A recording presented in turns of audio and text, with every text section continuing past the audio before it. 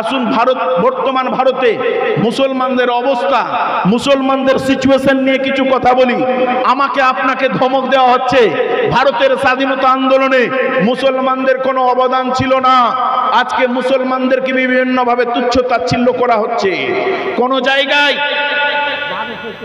দাড়ি ধরে মারা হচ্ছে, জোর করে জয় শ্রীরামের নারা লাগাতে বাধ্য করা হচ্ছে। আমি সেই হিন্দু ভাইদেরকে বলবো, হয়তো আপনার জ্ঞান নেই, হয়তো আপনি জানেন না, আপনার শ্রীমদ্ ভগবত গীতা বলছে অহিংসা সত্যম প্রদেশতে, হিংসা করা যাবে না, রাগকে কন্ট্রোল করতে হবে, কাউকে অন্যায়ভাবে প্রহার করা যাবে না। তাহলে ওই হিন্দু ভাইয়ের মধ্যে যদি শ্রীমদ্ ভগবত গীতার জ্ঞান থাকে, তাহলে সে অন্তত হলে একবারও ভাববে। আজকে যা হচ্ছে না জেনে, আর এর মধ্যে বড় একটা চক্র কাজ করছে, সেই চক্র অন্য কোনো চক্র নয়। আপনি বুঝে নেন, বর্তমানে যে পার্টিটা রুলিং করছে সারা ভারতে, নিজের ভোট ব্যাংকের জন্য, হিন্দু ভোটকে একত্রিত করার জন্য বিভিন্নভাবে তিনাদের সামনে মিথ্যা ইতিহাসকে উপস্থাপন করা হচ্ছে। আওরঙ্গজেবকে বিভিন্নভাবে তুচ্ছ তাচ্ছিল্য করা হচ্ছে। ভারতের স্বাধীনতা আন্দোলনে মুসলমানদের অবদান ছিল না, এটা 100% মিথ্যা কথা। কবিগুরু রবীন্দ্রনাথ ঠাকুরের মতে বর্তমান বিভিন্ন সিলেবাসে যে ইতিহাসগুলো পড়ানো হচ্ছে ইউনিভার্সিটি কলেজে, সেগুলো মিথ্যা ইতিহাস রয়েছে। আমি বলছি না সবগুলো মিথ্যা, তবে এই মিথ্যার বীজ বপন করে গেছে ব্রিটিশেরা, যার পরিণতি আমাদেরকে ভুগতে হচ্ছে। কে বলছে ভারতের স্বাধীনতা আন্দোলনে মুসলমানদের অবদান ছিল না?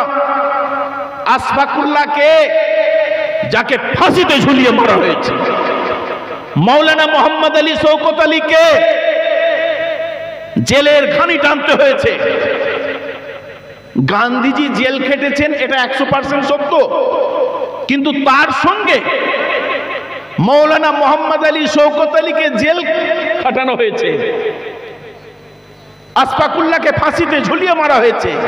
সেই ইতিহাসগুলোকে মুছে দেওয়ার চেষ্টা করছে। আওরঙ্গজেবের ব্যাপারে লিখছে যে তিনি বর্ণে বর্ণে কোরআন মানিয়ে চলিতেন। কথাটা বোঝার চেষ্টা করবেন।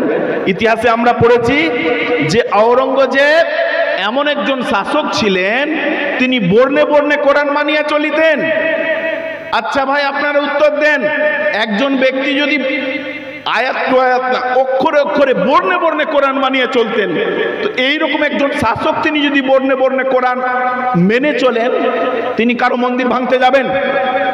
আল্লাহর কোরআন বলছে লা ইকরাহা ফিদ্দীন, দ্বীনের উপরে কোনো জবরদস্তি নেই। কি করে তিনি অন্যের মন্দির ভাঙতে পারেন? যে কোরআন বলছে লাকুম দীনুকুম ওয়ালিয়া দীন, কি করে তিনি হিন্দুদের উপরে হস্তক্ষেপ করতে পারেন? তার মানে ওই বলতে হবে যে তিনি হিন্দুদের মন্দির ভেঙেছেন, হিন্দুদের উপর অত্যাচার করেছেন, আর এই বাক্যটাকে তুলে নিতে হবে যে তিনি বর্ণে বর্ণে কোরআন বানিয়ে চলতেন। মানে দুটোর মধ্যে কন্ট্রাডিকশন হয়ে যাচ্ছে। ঐতিহাসিকেরা লিখেছেন বর্ণে বর্ণে কোরআন মানিয়ে চলিতেন, একজন বর্ণে বর্ণে কোরআন মেনে চলেন, আর যে কোরআন বলছে কারো ধর্ম হস্তক্ষেপ করা যাবে না, কারো ধর্ম স্থানে হস্তক্ষেপ করা যাবে না, সেই আওরঙ্গজেব কি করে হিন্দুদের মন্দির ভাঙেন, আর কি করে তিনি হিন্দুদের উপর অত্যাচার করেন? আচ্ছা, আওরঙ্গজেবের আমলে হিন্দুদের উপর একটা কর লাগানো হয়েছিল, নামটা বলেন তো? জিজিয়া। যাকাতটা কার উপরে ফরজ? মুসলমানদের উপরে। আকিমুস সালাত ওয়া আতুজ যাকাত, আল্লাহ বলেছেন যে হিন্দুদেরকে যাকাত দিতে হবে, গায়র মুসলিমকে যাকাত দিতে হবে। আল্লাহ বলছেন যারা ঈমান এনেছে, ঈমানদারদের। তো আওরঙ্গজেব শাসক হিসাবে তিনি ভারত শাসন করছেন, আর তার শাসন আমলে থেকে একজন কর দিবেন, আর সেই সময় কর হিসাবে যাকাত কালেক্ট করা হতো। আর হিন্দুদের উপরে যেহেতু যাকাত ফরজ না, তাই তাদের উপর একটি কর লাগিয়েছিলেন, সেটির নাম হচ্ছে জিজিয়া কর। তিনি অন্যায় করেছেন। আপনি একই কান্ট্রিতে বসবাস করবেন, একই দেশে থাকবেন, একজনের কাছ থেকে শাসক ট্যাক্স আদায় করবে, আর একজনকে ছেড়ে দিবে, এটা কি হতে পারে? আপনি বলেন। কখনোই হতে পারে না। ভারতের স্বাধীনতা আন্দোলনে মুসলমানদের অবদান ছিল না? কে বলেছে? গোল টেবিল বৈঠক, গান্ধীজি গোল টেবিল বৈঠকে চেয়েছিলেন ব্রিটিশদের কাছে যে আমাদেরকে ডোমিনিয়নের মর্যাদা দেওয়া হোক, ব্রিটিশ তুমি ক্ষমতায় থাকো, আমাদেরকে স্বায়ত্তশাসন ডোমিনিয়নের মর্যাদা দেওয়া হোক। সেই গোল টেবিল বৈঠকে যে ব্যক্তিটি টেবিল চাপড়ে প্রতিবাদ করে বলেছিলেন যে ব্রিটিশ ভারত ছাড়ো, সেই ব্যক্তি অন্য কোনো ব্যক্তি নয়, তার নাম হচ্ছে মৌলানা হযরত মোহানি। তিনি পূর্ণ স্বাধীনতার দাবি তুলেছিলেন। আজকে আমি বলছি না যে গান্ধীজির নামকে ইতিহাস থেকে উড়িয়ে দেওয়া হোক।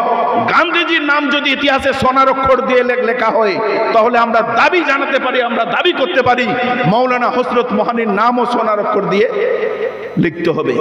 এখানে শেষ কথা নয় মুসলমান। নেতাজি সুভাষচন্দ্র বসু কি ম্যাজিক জানতেন? তিনি বিদেশে গেলেন, আজাদ হিন্দ বাহিনী গঠন করলেন। তিনি কি ম্যাজিক জানতেন? না। নেতাজি সুভাষচন্দ্র বসুকে যে মৌলানা সাহায্য করেছিলেন, সেই মৌলানা অন্য কোনো মৌলানা নয়, তার নাম হচ্ছে ওবায়দুল্লাহ সিন্ধি। ওবায়দুল্লাহ সিন্ধি। আর নেতাজি সুভাষচন্দ্র বসুকে ছদ্মবেশে কলকাতা থেকে আফগানিস্তান দিয়ে বিদেশে পাঠিয়েছিলেন। আর সেই ওবায়দুল্লাহ সিন্ধি বিদেশে অনেকগুলো অর্থ কালেক্ট করে রেখে এসেছিলেন। আর সেই অর্থ দিয়ে যে বাহিনী গঠন হয়েছিল, আজ নেতাজি সুভাষচন্দ্র বসুর নাম সোনার অক্ষর দিয়ে লেখা আছে। আমরাও চাই সোনার অক্ষর দিয়ে লেখা থাক, কিন্তু তার পার্শ্বে যাকে জিয়াউদ্দিন সাজানো হয়েছিল, ইতিহাসে দেখেন দুইজনের ছবি। তিনি উর্দু ভাষায় কথা বলতে পারতেন না, তিনাকে বোবা সাজানো হয়েছিল। আফগানিস্তান দিয়ে যখন বিদেশে পাঠানো হয়েছিল, দাড়ি টাড়ি সুন্দরভাবে লাগিয়ে দিয়ে তাকে জিয়াউদ্দিন ছদ্মবেশ নাম দিয়ে তাকে বিদেশে পাঠানো হয়েছিল। আর তিনি বিদেশে গিয়ে চাঁদা কালেক্ট করে, আর মৌলানা ওবায়দুল্লাহ সিন্ধির সেই রক্ষিত অর্থ দিয়ে তিনি বাহিনী গঠন করেছিলেন, আজাদ হিন্দ বাহিনী। আজকে নেতাজি সুভাষচন্দ্র বসুর নাম ইতিহাসে সোনার অক্ষর দিয়ে লেখা, কিন্তু মৌলানা ওবায়দুল্লাহ সিন্ধির নাম ইতিহাস থেকে মুছে দেওয়া হচ্ছে। প্রতিবাদ করতে হবে মুসলমান, গর্জে উঠতে হবে। আজকে ভারতের পার্লামেন্টে ভারতের একমাত্র ব্যক্তি যার নাম কি আসাদুদ্দিন ওওয়াইসি, মুসলমানদের হয়ে আজকে যে দাবি তুলছে, পার্লামেন্টে বিভিন্ন বিল নিয়ে আসা হচ্ছে, কখনো 370 উচ্ছেদ করার নামে, কখনো পবিত্র কোরআনুল কারীম থেকে 23টি আয়াতকে সরিয়ে দিয়ে পবিত্র কোরআনুল কারীম প্রিন্টিং করার ব্যবস্থা। আজকে বিভিন্ন রকম প্ল্যানিং চলছে। শুয়ে থাকলে হবে না, ঘুমিয়ে থাকলে হবে না, তাদেরকে চোখে আঙ্গুল দিয়ে দেখিয়ে দিতে হবে যে ভারতের স্বাধীনতা আন্দোলনে মুসলমান হিন্দুদের যতটা অবদান ছিল, ঠিক ততটাই মুসলমানদের অবদান ছিল। আজকে বিভিন্ন জায়গায় দাড়ি ধরে মারা হচ্ছে, কখনো গোমাংসের নাম করে, কখনো গাছে বেঁধে, কখনো ট্রেনে। কে এগুলোর প্রতিবাদ করবে মুসলমান? বসে থাকলে হবে না, আমাদেরকে স্টাডি করতে হবে, পড়তে হবে, জানতে হবে, আর চোখে আঙুল দিয়ে দেখিয়ে দিতে হবে যে না, আমরাও পারি। ভারত যতটুকু হিন্দু ভাইয়ের, ভারতটুকু যতটুকু অন্য জাতির, ঠিক ততটুকু এই ভারতবর্ষে বসবাস করা। এবং এই ভারতের আইন আমাকে অধিকার দিয়েছে যে নিজের ধর্মগ্রন্থ অনুযায়ী জীবনযাপন করা, নিজের ধর্মগ্রন্থ অনুযায়ী ইবাদত বান্দাগি করা, নিজের ধর্মগ্রন্থ অনুযায়ী জেনে ইবাদত বান্দাগি করে সেটাকে প্রসার করার অধিকার দিয়েছে ভারতীয় কনস্টিটিউশন, ভারতীয় সংবিধান। মুসলমান জানতে হবে কে করবে এগুলোর প্রতিবাদ। আমরা, আপনারা যদি এগিয়ে না আসেন, সবাই যদি নিজের ঘরে নিজের সন্তানকে চান যে না, আমার সন্তান যদি স্পটে যায়, সে ডেথ হবে, মারা যাবে, ইত্যাদি ইত্যাদি, তাহলে কে করবে এগুলোর প্রতিবাদ? যে অন্যায়গুলো হচ্ছিল বাংলাদেশে, ছাত্র আন্দোলন না হতো, তাহলে আজকে এই দিনটা বাংলাদেশবাসী দেখতে পেত। বড় বড় আলেমকে যেভাবে জেলে দীর্ঘদিন বিভিন্নভাবে অত্যাচার করে যেভাবে মারা হচ্ছিল বাংলাদেশে, আল্লাহ রাব্বুল আলামিন এমন একটি সময় দিলেন সেই ছাত্রদেরকে, এমন একটি সুযোগ করে দিলেন যার মাধ্যমে সেই সরকারকে তারা উৎখাত করেছে। মুসলমান শুয়ে থাকলে হবে না, পড়তে হবে নিজের ধর্মগ্রন্থ, পবিত্র কোরআনুল কারীম বুঝে পড়তে হবে, সেই অনুযায়ী প্রচার করতে হবে।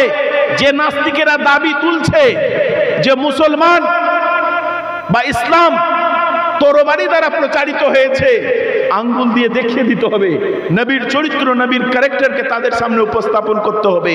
পবিত্র কোরআনুল কারীমের যে হক রয়েছে সেই হকটাকে মানুষের সামনে প্রচার করতে হবে, সেই অনুযায়ী আমল করতে হবে। বলার হলে অনেক কিছুই ছিল, বক্তব্যকে আর দীর্ঘায়িত করবো না, কারণ অনেকক্ষণ হয়ে গেছে। আবার যদি সুযোগ হয় ইনশাল্লাহ আপনাদের সামনে মানে সবগুলো ধর্মগ্রন্থ নিয়ে আসা সম্ভব হয়নি। আর বক্তব্যের মজমা মাহফিল ঠিকঠাক না থাকলে মানে এনার্জি আসে না। আমার বক্তব্যগুলো দেখবেন ইউটিউবে। কালিয়াচকে ভাষণ দিতে আপনার ইয়েতে কি বলে বৈষ্ণবনগরে গেছিলাম, অনেক হিন্দু ভাই ছিলেন। আমি যখন বক্তব্য দিয়ে নামলাম তিনারা জানতে চাইলেন যে আমরা তো এই মেসেজগুলো জানি না, শ্রীমদ্ ভগবদ গীতা বা বেদে এত সুন্দর সুন্দর কথা বলা হয়েছে আমরা তো জানি না। তাহলে কি সঠিকটাকে তাদের সামনে উপস্থাপন করতে হবে যে আজকে ভোট ব্যাংকের নাম করে মিথ্যা ইতিহাসকে তুলে ধরে একটা জাতিকে আরেকটা জাতির এগেইনস্টে উস্কে দিয়ে যে পরিস্থিতি তৈরি করেছে তার মোকাবিলা করতে হবে, বুঝলেন? তাই না হযরত? ডাক্তার ইঞ্জিনিয়ার বানাবেন ভালো কথা, কিন্তু তার পাশাপাশি দিনের জ্ঞান অপরিহার্য। হয়তো আপনি আপনার সন্তানটি এমবিবিএস হয়ে গেছে, ডাক্তার হয়ে গেছে, বড় ইঞ্জিনিয়ার হয়েছে, ভালো কথা।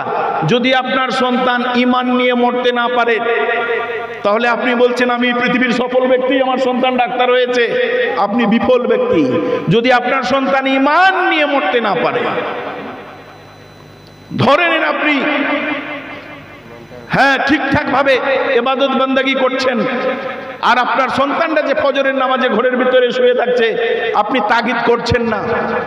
তো উদাহরণ হিসাবে বলা যায় যে একটি ঘরে যদি আগুন লেগে যায়, আপনি জানতে পারেন সেই ঘরে আপনার সন্তান আছে, আপনিও আছেন, তো আপনি একা একা পালাবেন না সন্তানকে সহ নিয়ে পালাবেন? সহ। তো আপনি যদি একা একা ইবাদত করেন, নামাজ রোজা করেন, আর যদি বলেন আমার সন্তান ছোট আছে, বয়স হলে পড়বে, তাহলে আপনার সন্তানটি ওই আগুনে পুড়বে। বুঝে নেন কোন আগুনের কথা বলছি। আপনি তো জাহান্নাম থেকে বেঁচে গেলেন, কিন্তু আপনার সন্তানকে যে ঘরের মধ্যে ছেড়ে দিলেন সেই তো আগুনে পুড়লো, সেই তো বিফল হয়ে গেল। কাল কিয়ামতের মাঠে বাবা হিসাবে আপনাকে প্রশ্ন করা হবে যে আপনি সন্তানকে কতটুকু সুশিক্ষা দিয়েছিলেন, আপনার নেক নিয়ত আমার দিনের প্রতি কতটুকু ছিল, আপনি কোন মুখ নিয়ে আল্লাহর সামনে দাঁড়াবেন? মুসলমান, বক্তব্যকার দীর্ঘায়িত করছি না, আমি একটি গজল বলে ইনশাআল্লাহ, গজল শুনবেন তো, আমি আমার বক্তব্যকে ইতি করব। গজলটি হচ্ছে আখরি জামানা সুমঙ্গল, শেষ জামানা। কবি বলছেন নিকটে